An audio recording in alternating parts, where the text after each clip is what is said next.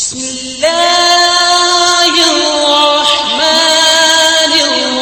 الرحيم لا أقسم بيوم القيامة ولا أقسم بالنفس اللوامة أيحسب الإنسان أن لن نجمع عظامه بلى قادرين على أن نسوي بنانه بل يريد الإنسان ليفجر أمامه يسأل أيان يوم القيامة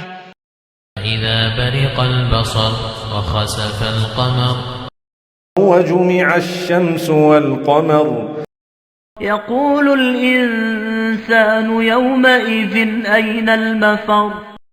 كلا لا وزر إلى ربك يومئذ المستقر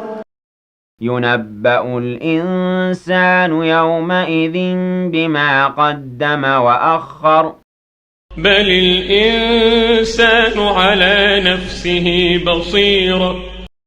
ولو ألقى معاذيره لا تحرك به لسانك لتعجل به إن علينا جمعه وقرآنه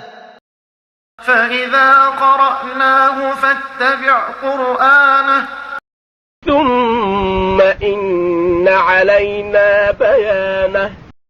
كلا بل تحبون العاجلة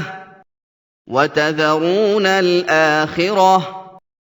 وجوه يومئذ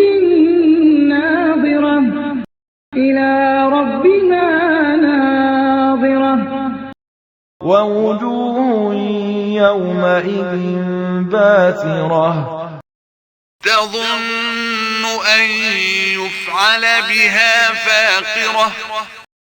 كلا إذا بلغت التراقي وقيل من راق وظن أنه الفراق والتفت الساق بالساق إلى ربك يومئذ المساق فلا صدق ولا صلى ولكن كذب وتولى ثم ذهب إلى أهله يتمطى أولى لك فأولى ثم أولى لك فأولى أيحسب الإنسان أن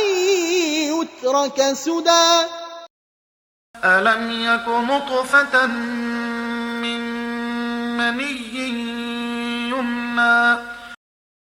ثم كان علقة فخلق فسوى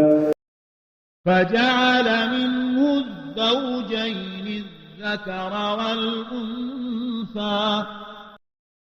أليس ذلك بقادر على أن